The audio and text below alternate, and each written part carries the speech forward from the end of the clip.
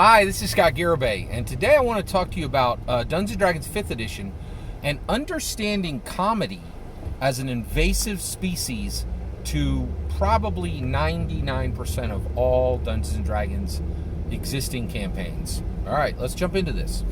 So I've been thinking a lot about comedy, and you will find comedy in almost every single Dungeons & Dragons game. And I want to talk today about cutting comedy out of the game. And the reason why is, one, I think it needs to happen. So why would we cut comedy out of Dungeons & Dragons? Well, first of all, I love every one of you to death. I just love each and every one of you. Thanks so much for coming to the channel. But I have to tell you, so Dungeons & Dragons, the goals that the Dungeons & Dragons community should have for Dungeons & Dragons, I am talking about peak D&D.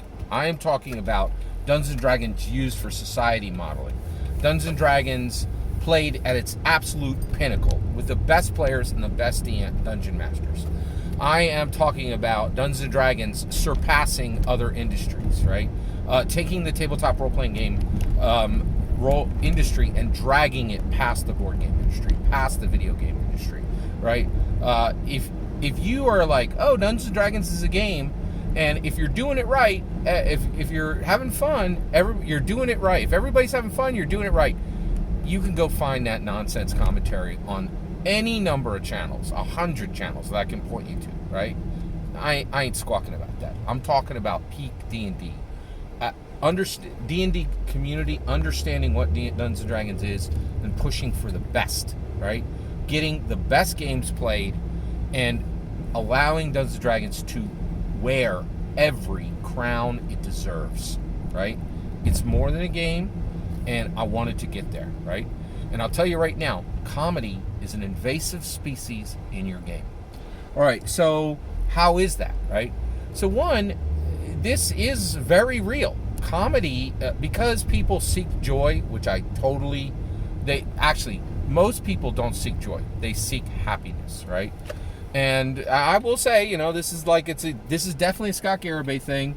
I just don't see the purpose of my life to seek happiness. A lot of people do, and ain't me, right? Like, basically, I want to perform well. I want to drive toward goals. I want to achieve. And frankly, and that's what my life's about, right? And I feel like, and, I'm not the only person to say this, but the best way to never find happiness is to seek it. Like, I'll tell you that right now. And there's nothing on this planet like that. But because everyone on this planet is seeking happiness, they often mistake laughter for happiness, right? But the reality is, a lot of comedy comes from incredibly cruel places. A lot of comedy comes from an incredible amount of broken people. You know how I know that? I listened to Mark Maron's podcast. He interviewed hundreds of brick wall comedians, the best in the world. And I'll tell you right now, it is kind of hard to find a well-balanced comedian, right? Like, from a mental health perspective. They'll tell you that, not me, right? Like, just go listen, right? Mark Maron's podcast is a museum of fundamentally outrageously brilliant comedians who are fundamentally broken, right? And that's not me saying it. It's like every other one telling them, I'm so broken from the gate, and I'm still broken now. Like, just a conga line of them, right? So the idea that comedy is happiness is a confusion of the human state, okay? All right. So once we understand that, let's talk about invasive species. So let's talk about an invasive species. Let me explain an invasive species to you, okay? Iguanas. Iguanas were in some other country, right? They rolled up in Florida. They are not native to Florida. Not native to Florida. Iguanas began eating birds, eating insects, and get this, iguanas are poisonous. So when a dog bites one or some other animal bites one, they often die because iguanas are poisonous, right? Their bodies contain poison, right?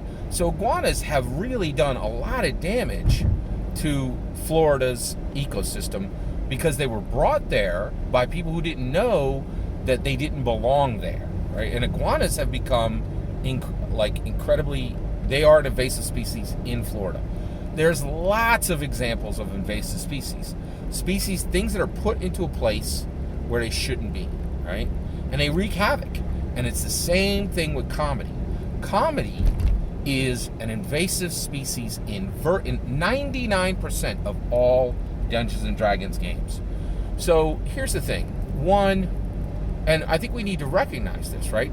And I hear you're like, oh, Scott, no, comedy's welcome in my game. No, it's not. You allow comedy in your game because comedy is everywhere in our lives, right? People use it for all kinds of reasons. They use it to amuse themselves. They use it to insult others. They use it to distract themselves, right? And that's exactly what comedy is in your Dungeons and Dragons game. Now, I readily admit 1 out of 100 games of D&D are created as comedy from the gate. But 99% comedy was never invited to the table, but it's gonna be there, right? Your sarcastic friend, your friend with puns, your friend with some joke about some political joke, some personal joke, right? And the reality is, when you're threading that needle, right, at best it's a distraction from the game, right? Now, how do we manage this and how do we understand it, right? Well, actually, before we get there, I hear some of you are like, Scott, that's just not true. Comedy isn't an invasive species. It's just a lighthearted thing that shows up. All I got to do to prove you wrong is I want you to think for a New York second about what comedy has done to American news. It is an invasive species that has absolutely wreaked havoc in American news. Comedy. So Jon Stewart, right, made a joke of the entire news industry. And now, when you look at the news industry, you would be hard pressed to name a single legitimate journalist today, right? Dan Rather, or Connie Chung, or any of the greats, right? In the old days, they'd be like, "That's a journalist, right? Fights for ethics and good quality, right?" Who's there now? Who? Like, is there a legitimate journalist in America? Jon Stewart was the poisonous iguana that shoved the spike of comedy fully through the core, right? Like the heart and lungs of American journalism. And today, it's hard to tell what is being said, if it's comedy or actual journalistic text. You can't even. SNL has said it. They're like, we can barely satire the news because the real news is so outrageous, right? It's all over. Comedy is an invasive species in American news, and it is 100% an invasive species in your campaign, right? Now, how do we manage this? How do we process it? First of all, how do we process it, right? Of course, since I feel so strongly that the comedy shouldn't be there, right? The obvious answer would be say, like we should really get rid of all these joke tellers at our table, right? Well, you can't do that, and here's why, okay? You keep the joke tellers at your table, and the reason why is that problem they have is coming from a place of ignorance. They just don't know any better. There are a lot of people that think sarcasm makes life better. It doesn't. There are a lot of people that think, making fun of other people. Those other people just need to catch the joke. They need to understand how witty I am. And if I insulted them, that's just part of the cost. Right? Like, it's not their fault. Our culture and our society has allowed comedy to be invasive species everywhere. Right?